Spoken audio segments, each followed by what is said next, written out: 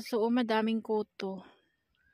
Kinakagat siya ng kuto, mga kuto, oh. Yung skin niya color brown na sa kakakaskas. Ay color pink na.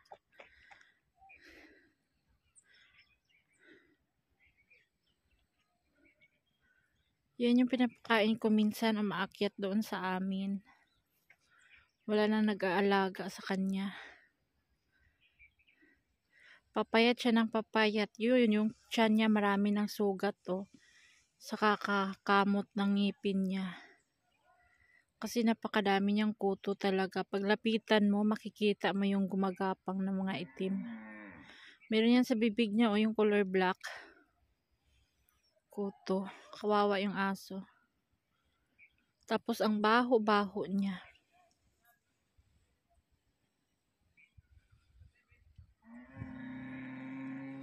Ganyan na lang yung gawa niya lagi. Everyday. Tuwing gabi. Diyan siya nagkaupo. Sa sobrang lamig, dyan lang siya. Hindi siya umaano doon sa mga kabaybayan. Kasi pinapalo sila ng mga pagpapasok sila doon sa mga bahay-bahay. Lalo na mabaho siya. Pinapalo talaga, binabato siya. Walang nagtitiker sa kanya. Kawawa siya. Tas ang dami sobrang kuto. Yan yung pinapakain ko pag minsan may tira kami.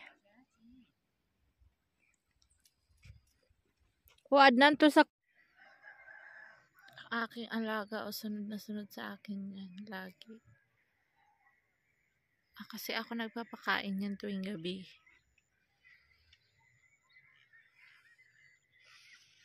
Tulog pa siya. Super peaceful.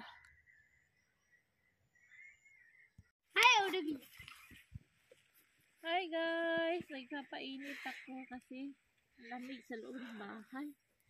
Bahay nila Elias walang init. Kaya dito ako sa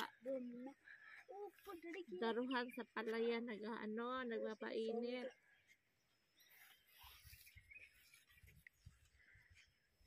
Bahala na maitim ang mukha tapat sa araw para walang init.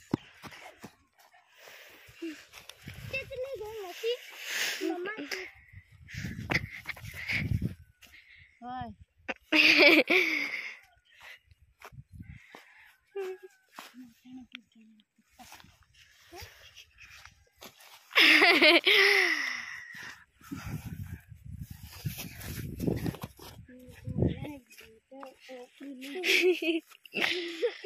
Mama mo apa may bukan.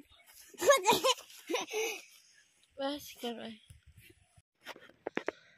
Yung paa, ang kapal ng medyas para walang lamig pa rin sa gabi, uy. Pinapasok pa rin ako ng lamig. Araw tayo dito sa palayan.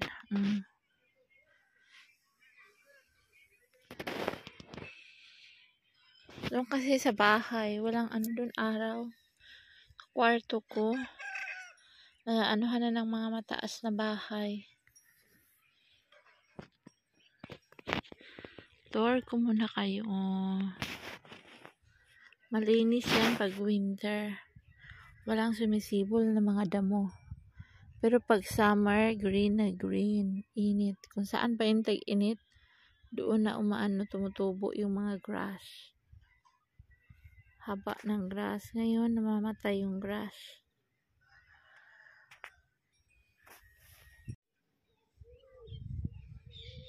Yung aking paa hindi nakaka-feel ng lamig, o diba?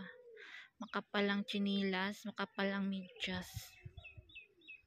Pero pag sa gabi nakaka-feel yan, kahit magtikungkung ka.